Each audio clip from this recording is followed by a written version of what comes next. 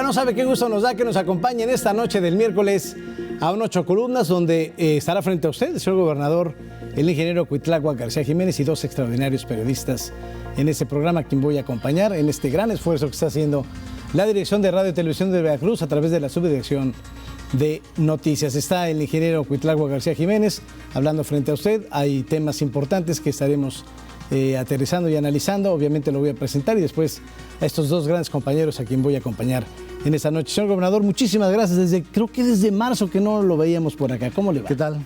Qué gusto saludarlo. Buenas noches. Aquí estamos, cierto, sí. Ya Muchas tenía gracias. un buen rato.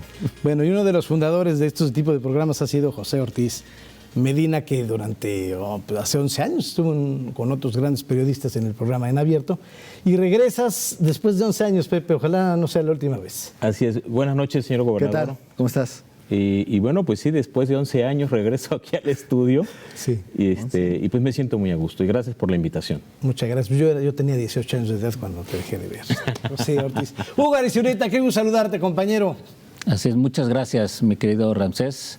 Gobernador, bienvenido. Pepe, bienvenido. Esta es su casa. Gracias, Hugo. Pues muchas gracias, señor gobernador. Pues hay temas que preocupan y ocupan. Obviamente el tema de la salud, hay mucha inquietud sobre el coronavirus, hay inquietud también sobre el retorno a clases, el 30 de agosto, ya estaremos analizando los temas. Quisiera ir primero a lo último para que ya mis compañeros también empiecen a desglosar los temas. Bueno, hubo ahí un sustito en el SECAM, usted de una manera muy oportuna coordinó con Protección Civil, con las autoridades, que se atendiera a las personas porque parecía que había ahí un movimiento. Se lograron retirar a los pacientes y todo vuelve a la normalidad. La pregunta es, ¿cómo vamos en abasto de medicamentos en general y el abasto de medicamentos oncológicos ya para entonces aterrizar al tema del COVID? ¿Cómo vamos con eso? Sí, bien, bueno, que sepa la población que el gobierno del estado de Veracruz entró en un acuerdo con el gobierno federal a través del INSABI para el abastecimiento de medicamentos en todos los centros hospitalarios y en los centros de salud que tenemos.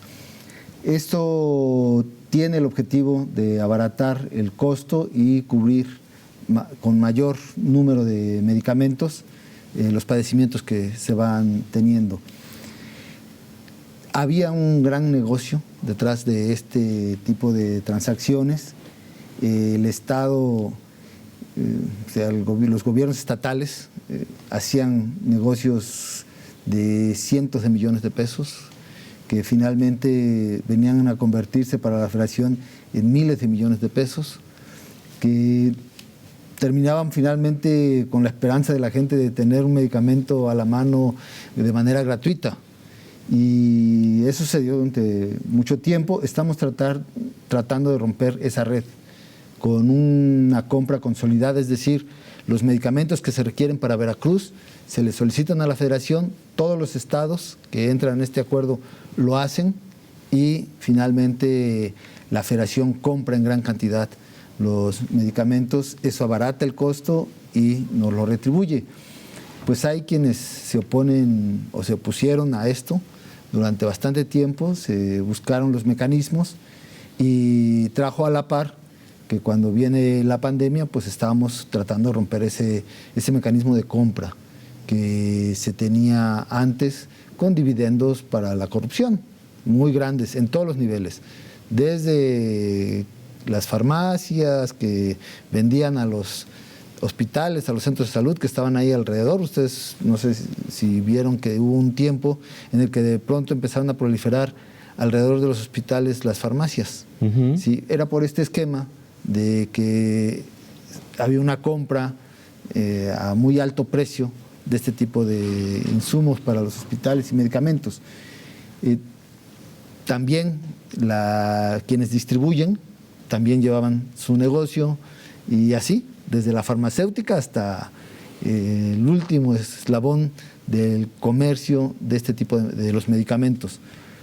Al querer romper con esto, pues hay resistencias también en todas las etapas, desde el que distribuye, desde el que produce el medicamento hasta el que lo deja ahí en el hospital. Esto no fue sencillo, pero era la mejor apuesta. Sí. Y eso, pues sí, en unos momentos trajo que no pudiéramos tener el medicamento rápido y con la suficiencia que se requería. Sí. Pero algo que sí procuramos es que no faltara. Es decir, nosotros con el INSABI llevamos una buena relación y le pedimos que en lo que lograba la compra consolidada de algunos de estos medicamentos que no estaban en el mercado común, que nos permitiera hacer las compras ya aunque fuera al precio estándar, por decirlo así. Y así lo hicimos, especialmente con los oncológicos. Sí. Nosotros pedimos al INSABI que nos permitiera comprar. ¿Qué sucedía? Pues que teníamos que ir comprando al mes, a los 2 meses, en lo planificado, para seguir apostando a la compra más grande, a lo que nos pudiera producir.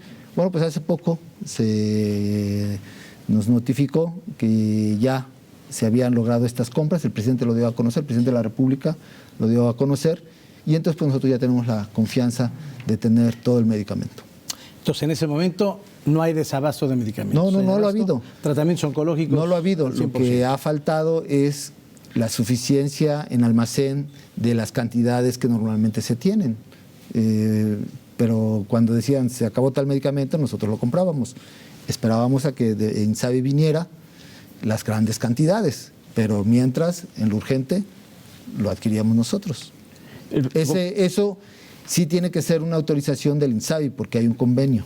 Con INSABI. Con INSABI, así es. Y el presupuesto también viene del INSABI para la compra de medicamentos. ¿Y qué pasó en el Centro Estatal de Cancerología, Gobernador, el CECAN, sí, que fueron evacuadas muchas personas? Sí. ¿Qué sucedió exactamente? Sí. Hubo alguna situación en uno de los pisos en el que sintieron vibraciones, quizá no comunes, y lo mejor fue pues aplicar el protocolo de desalojo para que se averiguara qué había pasado. Como muy en la madrugada había visto un pequeño sismo imperceptible en la escala Richter de 4 grados, pero de todas maneras hay que hacer el estudio y hacer el protocolo, que es el protocolo evacuar, traer un peritaje de protección civil. El primer peritaje dijo que todo estaba bien, pero también se tiene una brigada o un grupo especializado que se llama Hospital Seguro, que también actúa también en ese momento. Se le pidió que también lo hicieran, para estar todos tranquilos. Es lo mejor. No hay nada, no hay ningún daño. No hay ningún daño a las instalaciones, porque por allí algún medio habló de cuarteaduras. Y no hay ningún daño. Falso totalmente. Falso. Ni hubo explosivos tampoco. Ni hubo explosivos. Sí, porque alguien por allí empezó a decir en redes sociales que hubo una explosión en el CECAN. Rápidamente Protección Civil informó de lo que había sucedido y que se tiene que hacer el protocolo. Aquí lo he insistido mucho, nosotros ya hemos logrado que el gobierno funcione y no a esperas de a ver qué dice el gobernador. Se tiene que actuar. Yo les he dicho mucho que se actúe de inmediato, que para eso son los protocolos, hay que apegarse a ellos y de manera inmediata darle la seguridad a las personas. Ya después, en un espacio como este, pues ya el gobernador aclarará los detalles, pero en el momento hay que actuar. Y eso fue lo que se hizo. Incluso se especuló también que iban a abrirse unos albergues y todo. Bueno, qué imaginativos son los periodistas, ¿verdad? También es bueno que ya no es como antes, de que se acallaban las voces. No, que se hable. Finalmente hay libertad para expresarse y finalmente está lo que sucedió. Y de eso lo podemos hablar tranquilamente en el momento adecuado, ¿sí? Mientras había que atender. Y la instrucción fue esa. Cuando ya me dan a mí el reporte, les dije, bueno, concluyan todo. Si ya hubo un desalojo, pues ahora que entre alguien y que ya dé un dictamen total de cómo está. Aprovechemos de una vez la situación para hacer un dictamen más a fondo.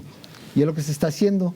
Y se movieron pacientes. Al lado hay una instalación también hospitalaria y el psiquiátrico.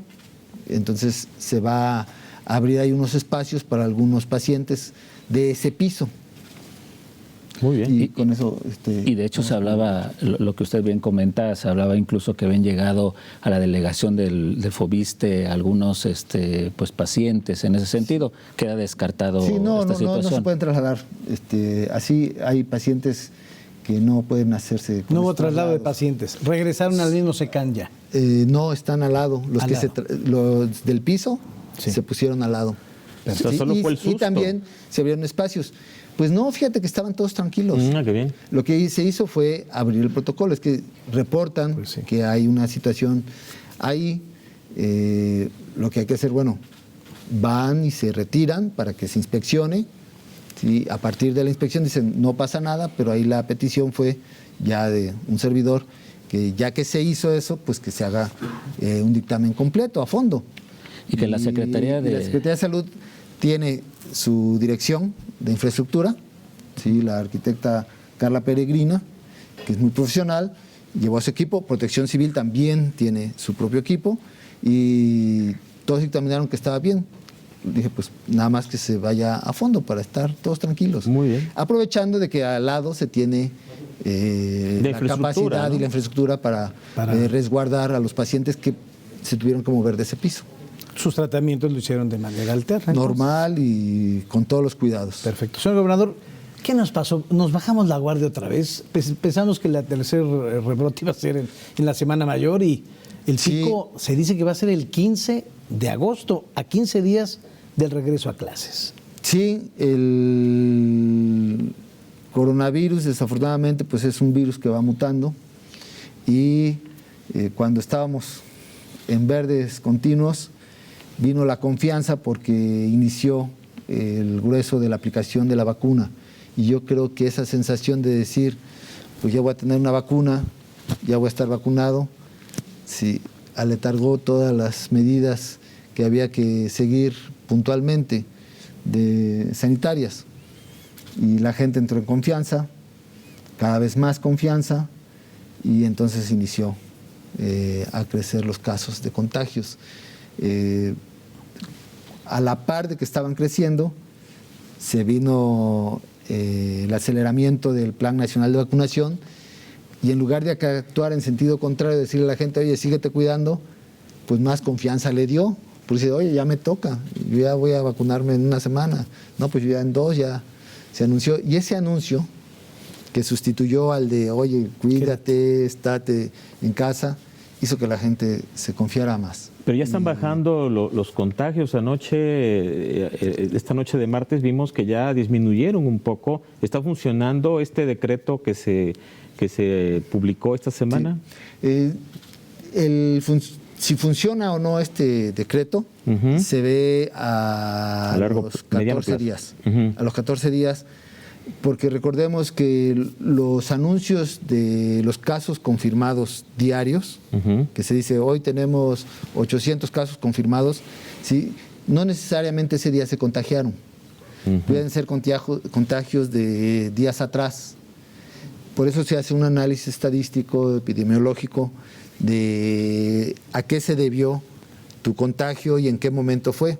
Entonces a cada paciente se le pregunta cuándo iniciaron tus síntomas y de acuerdo a los de 4 a 10 días en que se incuba y madura el virus en tu cuerpo para que los síntomas sean relevantes, entonces entra en la contabilidad. Entonces el que aparece hoy positivo pudo haberse contagiado hace 15 días, hace 10 días o hace 5 o 4 días cuando más. ¿Sí? Eso entra en la contabilidad epidemiológica y los doctores van evaluando eso. Entonces, un día pudieras tener 200 casos, pero no son los de ese día. No. Pueden ser que un fin de semana pues solamente fueron a registrarse 200 personas para solicitar la prueba, ¿no? Y entonces tenemos nada más esos. Y ese día realmente tienes 800. No sé si me explico. Sí, el registro es una cosa y lo que está sucediendo es otra. ¿Cómo se va sabiendo a ciencia cierta bajo el estudio epidemiológico estadístico que se tiene aquí en los departamentos de salud pública? Ellos van determinando ese crecimiento. Entonces ahorita nosotros seguimos en crecimiento. Aunque en el diario pudiera ser que hoy tiene razón, estuviera en 800. Es que el 15 de agosto es el si pico. nosotros tenemos ya de manera continua, ¿sí?, unos 5 días con casos diarios estancados en 800, 600, 800, 600, entonces podríamos suponer que sí, en efecto ya estamos doblando la curva, como se decía. ¿Sí? Pero hay que esperar. Lo mejor ahorita es mantener las medidas extraordinarias, todos sujetarnos a eso. ¿Y los alcaldes sí están jalando con eso? Sí, el primer día, en las primeras horas, 90 ya estaban trabajando en coordinación, de los 131. Y en las siguientes horas, al día terminamos con 101, no, con 101, 100 y tantos. Y al otro día ya nos faltaban como unos 11, teníamos 130.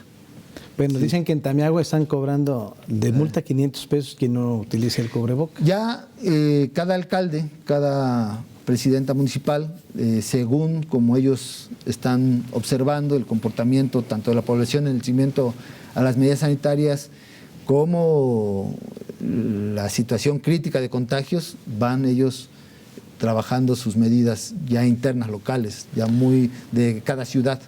Que eso va también en torno, por ejemplo, al cierre de playas, ¿no? En algunos municipios.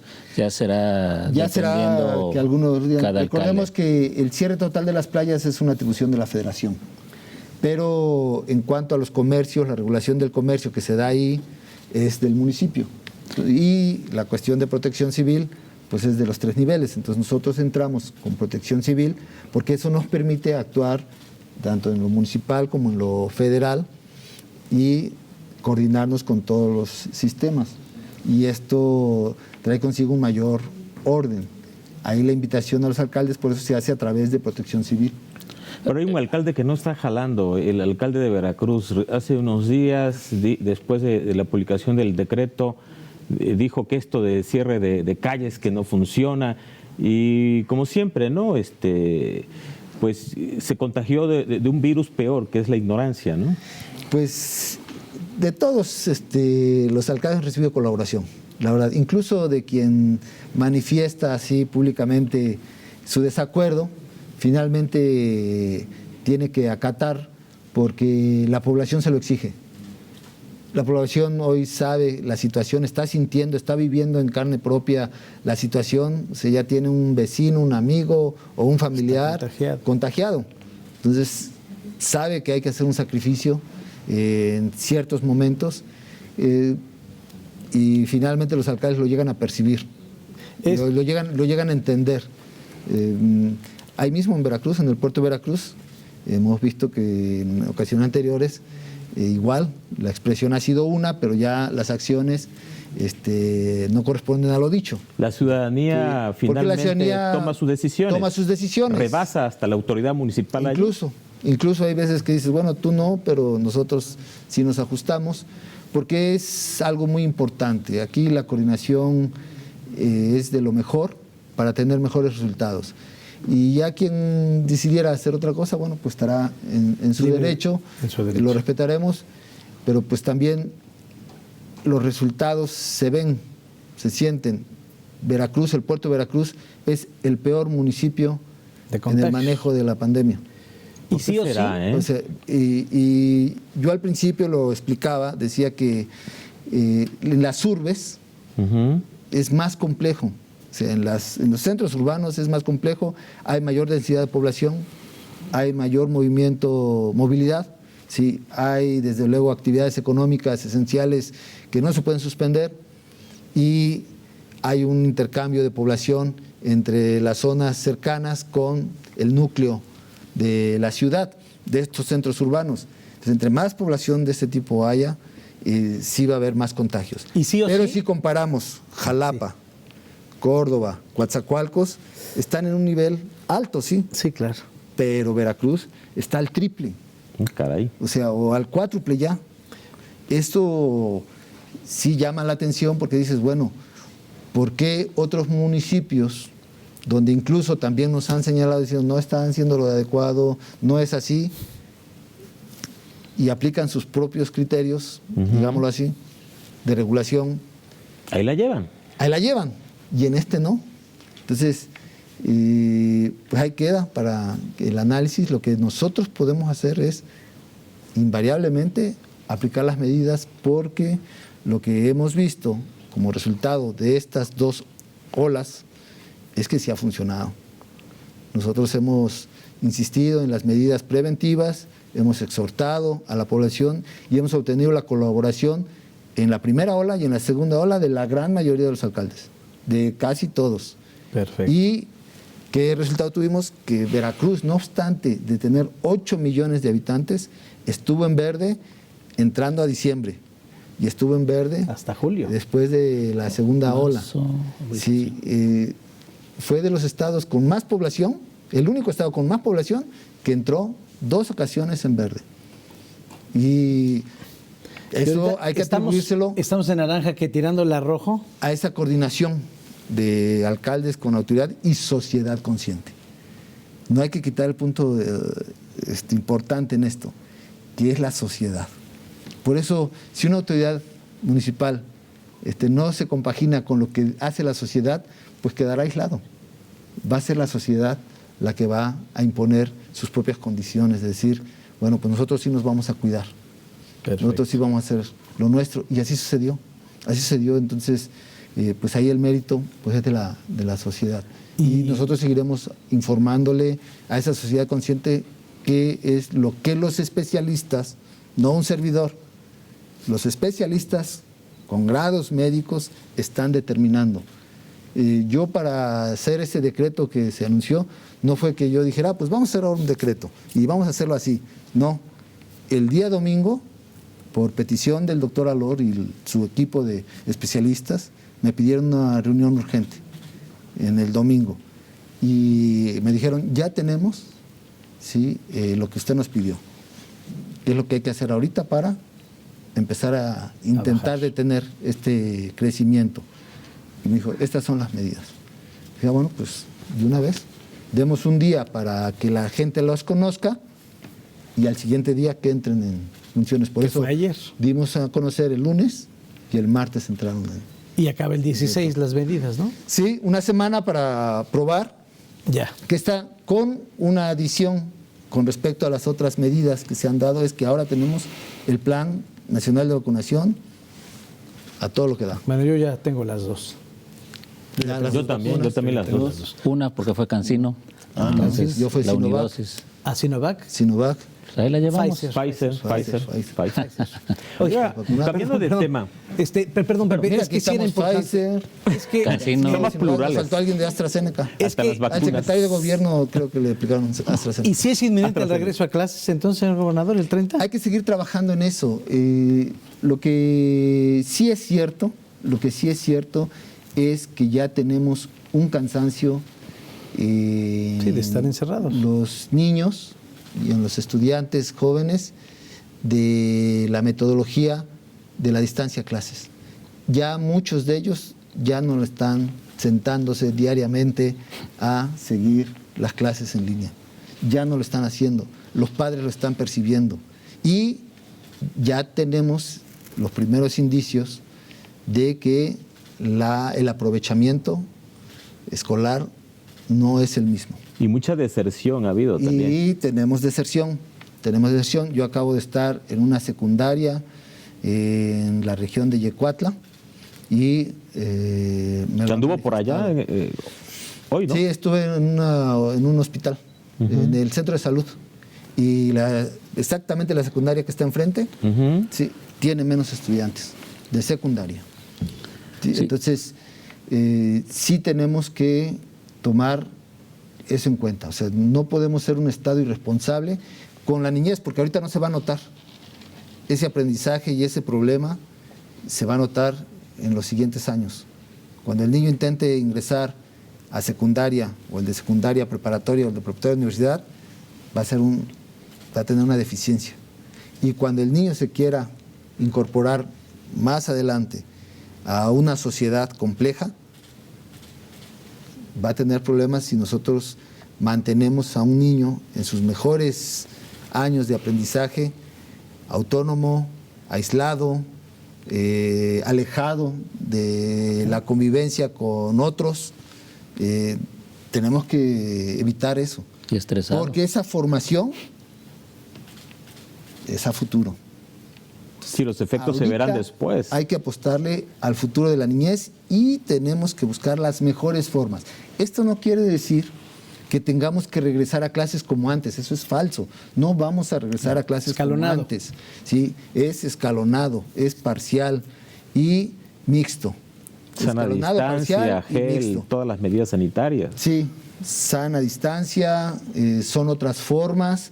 Lo que tiene que pasar es que el niño se encuentre en un aula o en la escuela, ¿sí? Sabiendo que existen otros niños. Es que les afecta en la tras el mismo socialización. objetivo. En la socialización. Es parte de la formación fundamental del ser humano.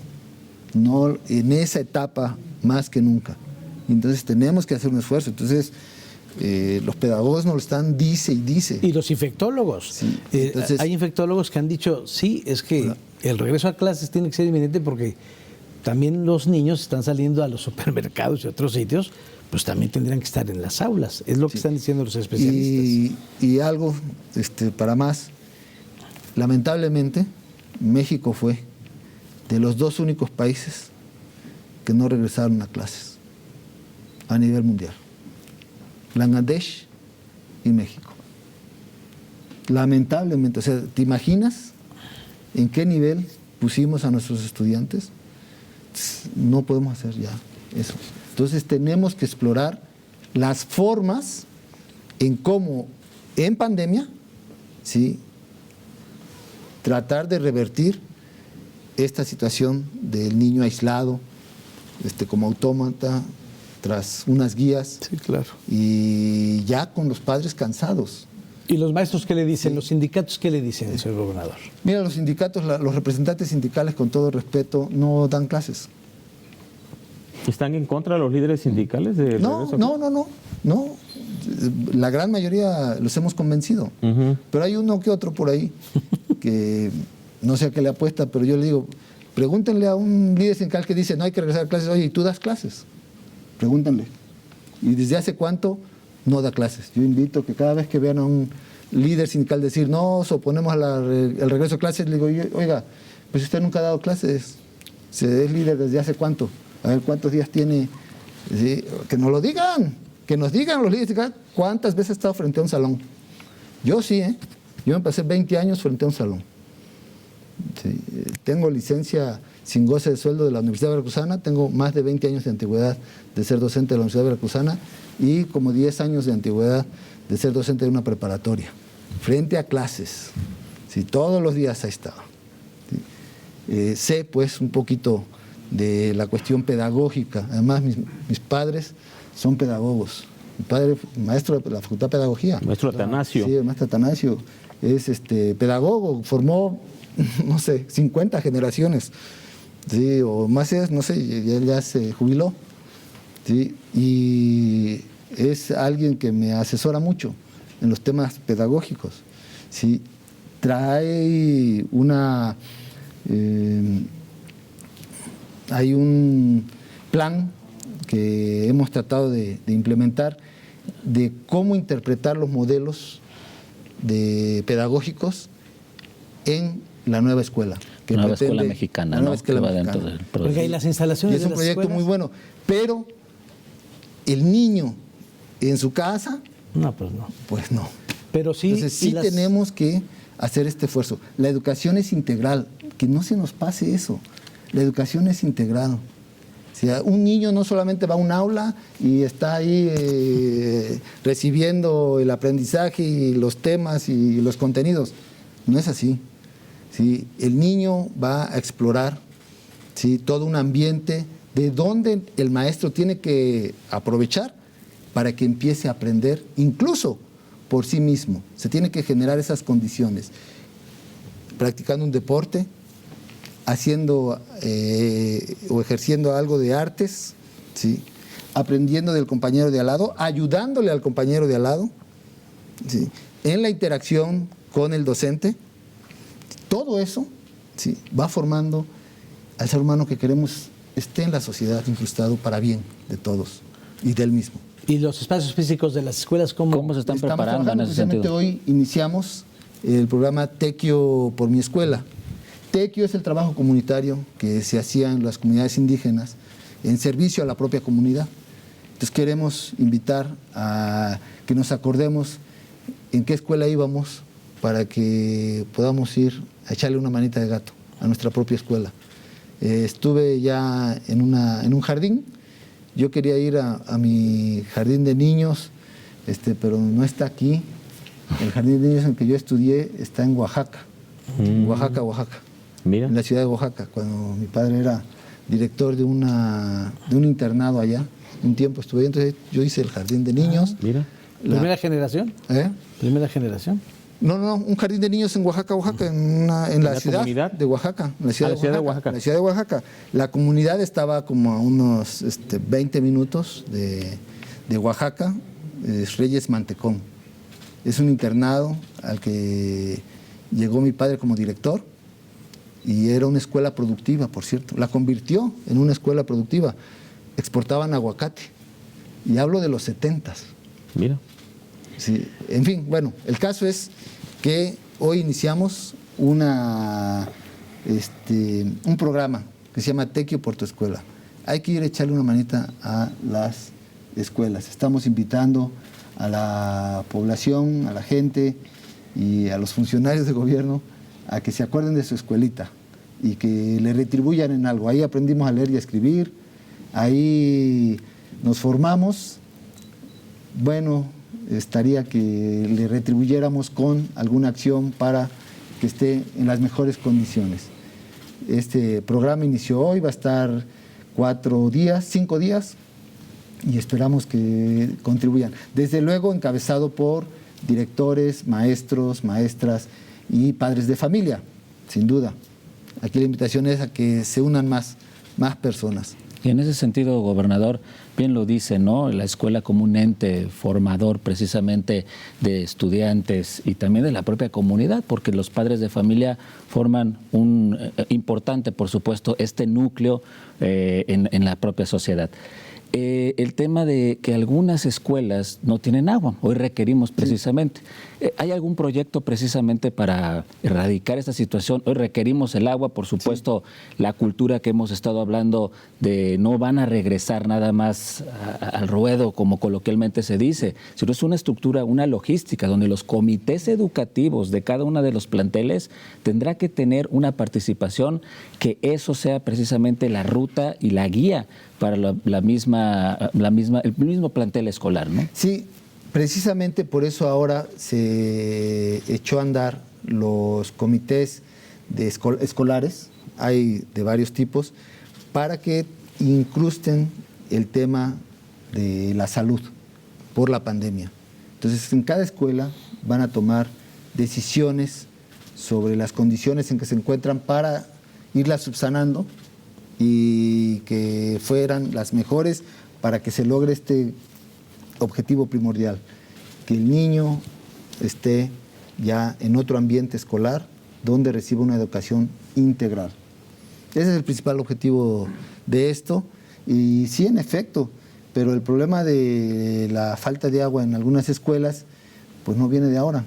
Ya no quisiera hablar más de los pasados, pero nos dejaron 24,000 escuelas en una situación en la que requieren alguna rehabilitación. Hasta pizarrones, construcción, ¿no? Desde construcción nueva, rehabilitación, hasta equipamiento. Sí, y vamos avanzando muy rápido en eso.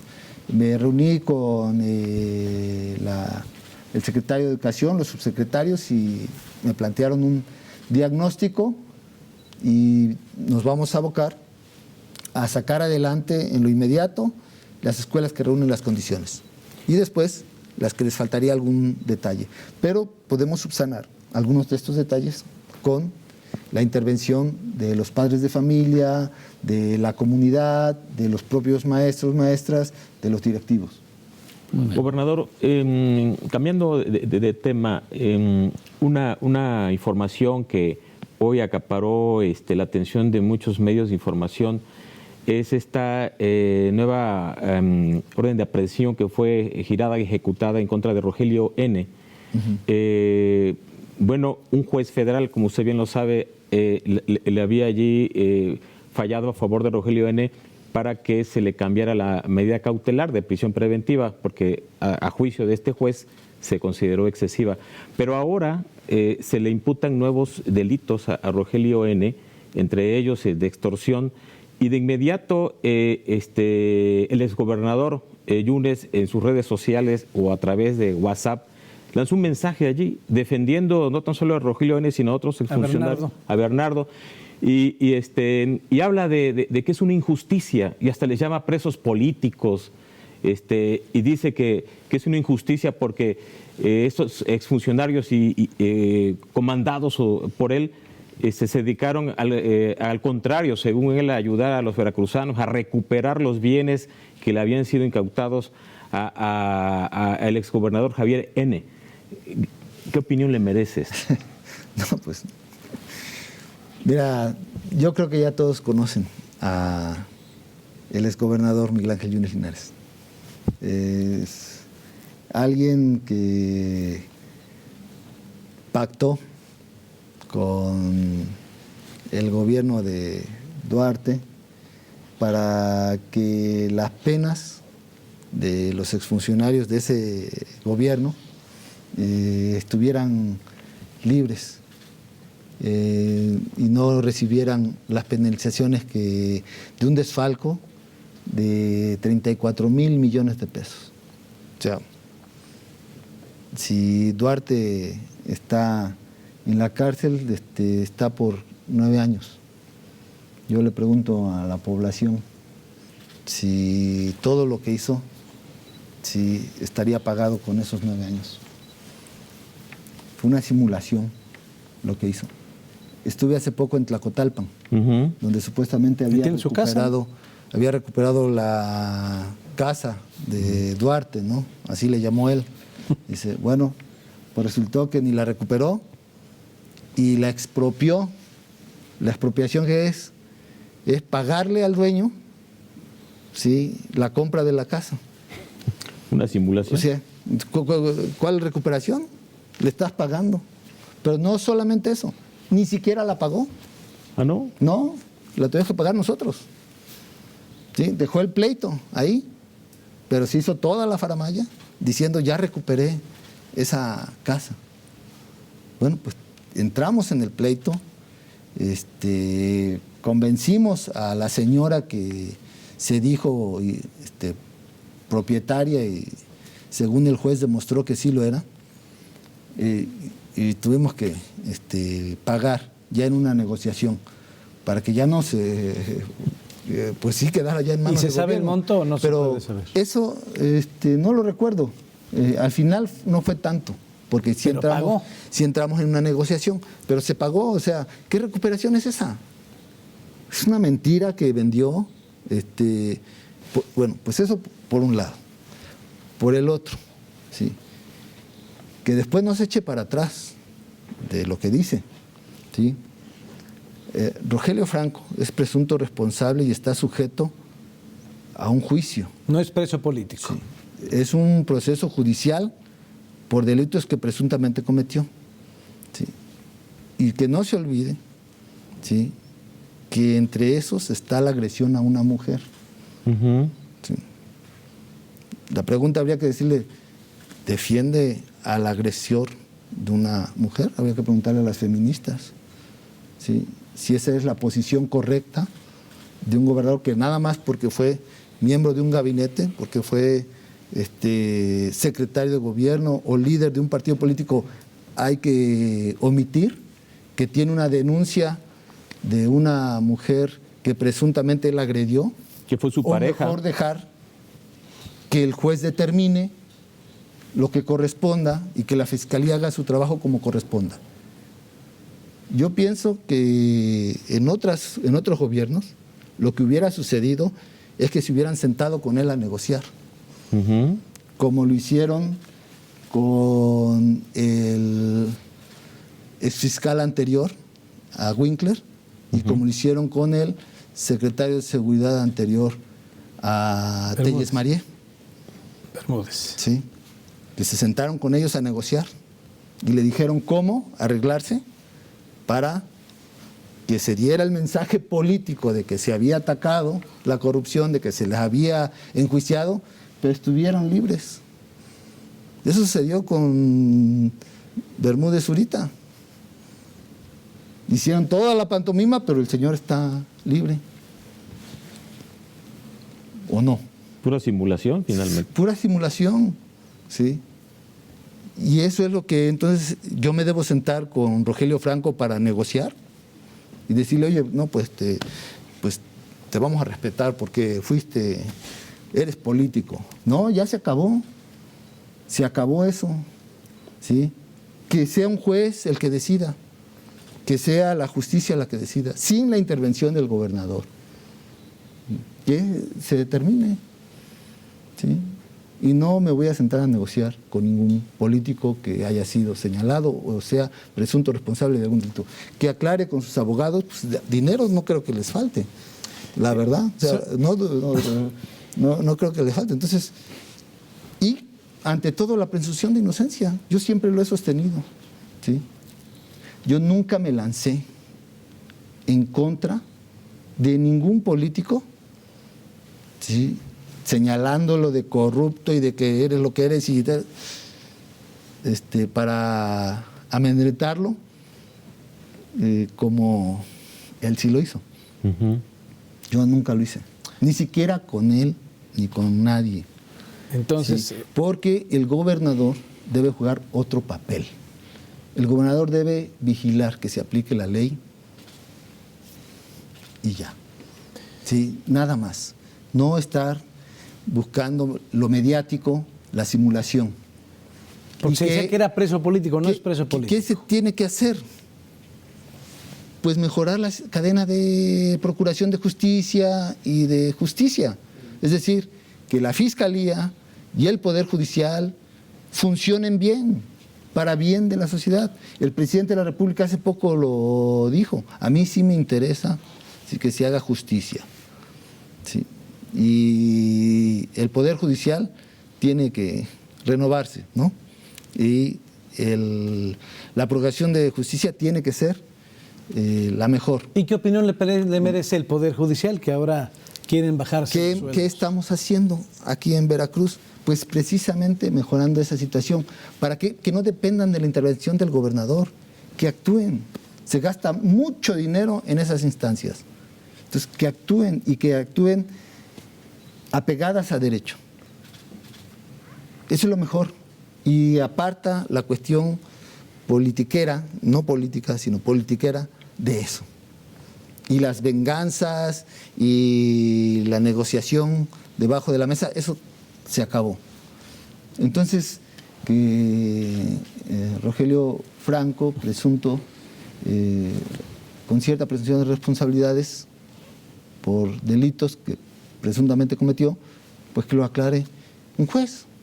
Que se enfrenta a la justicia. Que se vea. Y yo nunca me he expresado mal de él.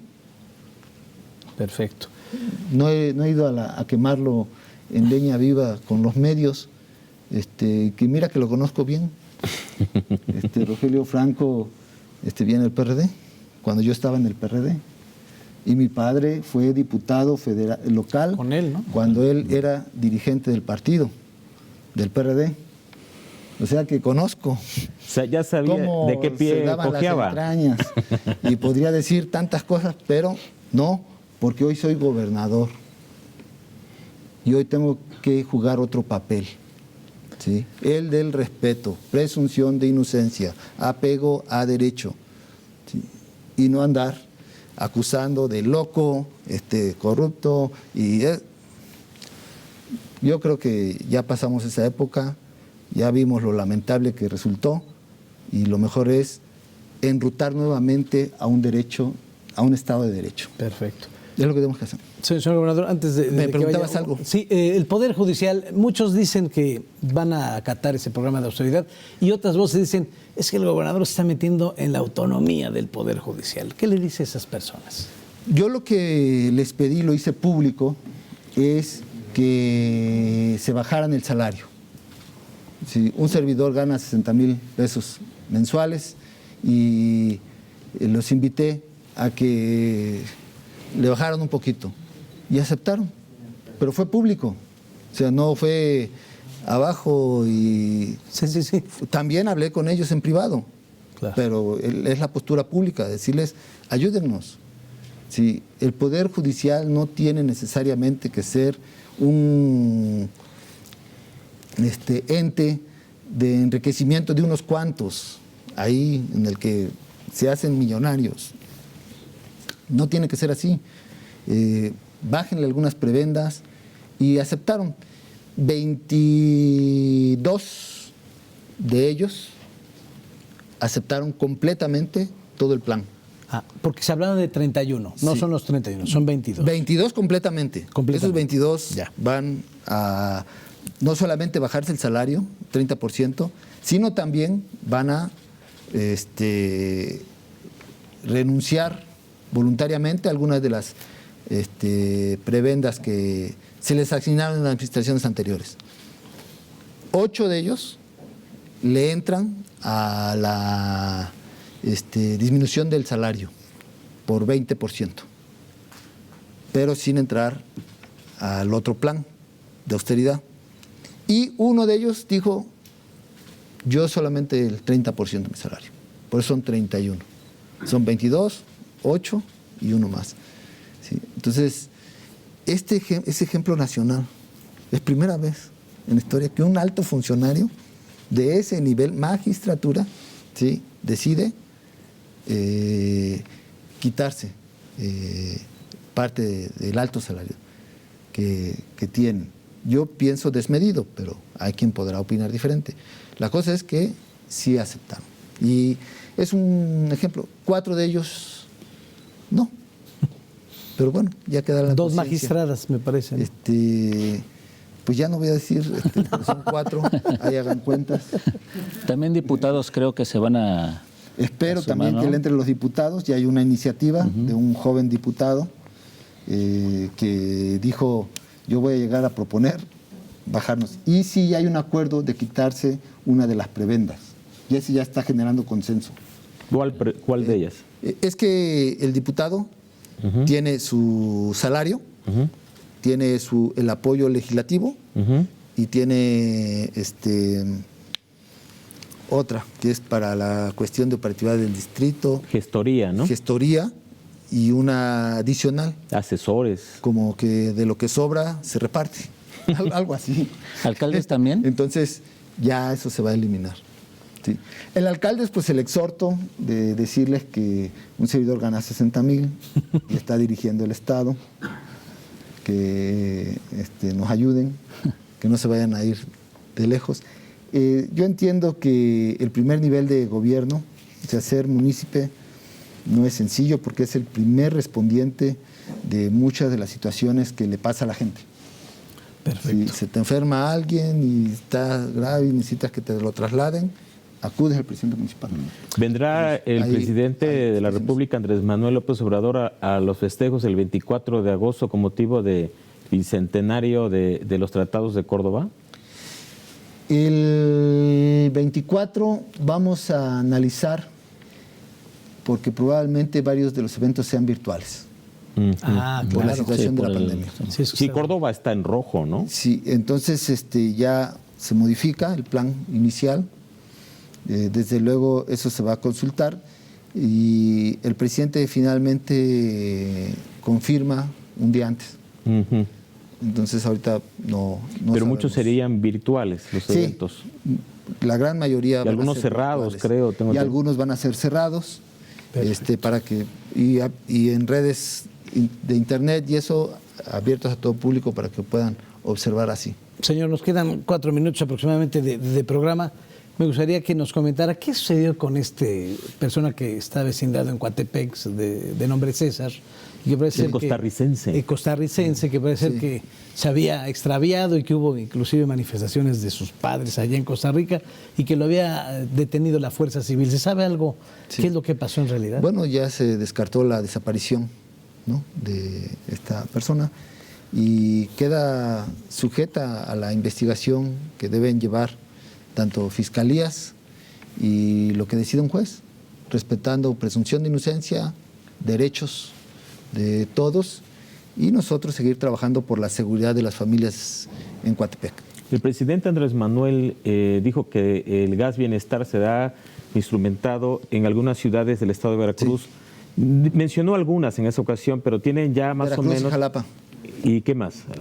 Por ahora Veracruz y Jalapa. Veracruz y Jalapa. Pero es una segunda etapa de, de esta empresa. No estarían en la primera etapa. No estarían en la Porque primero va a estar la Ciudad de México. Primero va a estar la Ciudad de México. Sí. Yo quiero retomar el tema de la vacunación, que se me hace muy importante, sobre todo el trabajo que se ha hecho. Va a cerrar. Se habla precisamente que en diciembre o en invierno una vacunación, el concepto de masivo precisamente para la gente todavía rezagada, ¿no? Sí, ahorita estamos trabajando de dos maneras. Estamos con el Plan Nacional de Vacunación a través de la Brigada Correcaminos y estamos también a través de la Sedena. A Sedena es un plan que el presidente instruyó para que con estos dos frentes se fuera cubriendo ya 18 y más en la zona rural. Entonces la zona rural se está vacunando, ellos llegan a un lugar, convocan y pues ahí nada más es decir todos los que falten, que tengan 18 y más, se tiene la vacuna suficiente. Si llegara a faltar, se programa al siguiente día y así, y ellos van avanzando de norte a sur. Lo que hoy me informaron es que ya van en la zona centro, ya en la zona norte ya cubrieron, son 100 municipios de los cuales nosotros avanzamos con Correcaminos alrededor de 30 y ellos van cerrando con los 70. De estos 100 municipios que se consideran pequeños, es decir, su población anda ya por los 20,000 o menos. ¿Sí? Entonces van barriendo así y nosotros con el plan con Correcaminos vamos con las segundas dosis, las primeras de 30 y más y así, en las urbes principalmente. Y de esta manera vamos cerrando la inmunización en rural y zona urbana. Pues no hay que bajar la guardia, señor gobernador. Muchísimas gracias por favor, su atención. ¿Regresa en otro momento? Sí, con gusto. Por aquí estaremos. Es que hay varios temas que hay que abordar. Sí. Muchos temas. Sí, hombre, oye, la hora no resulta. Vamos a ver si nos dan un poquito con el director de RTV, a ver cuánto podemos adquirir. Pepe, ¿regresas? Si me invitan, aquí estaré. Es tu casa. Muchas gracias. Gusto saludarte. Gracias, señor. Gracias. Ustedes. Gobernador, siempre es un privilegio. Gracias. Siempre hablando de frente, frente a usted. 8 columnas. Gracias y buenas noches.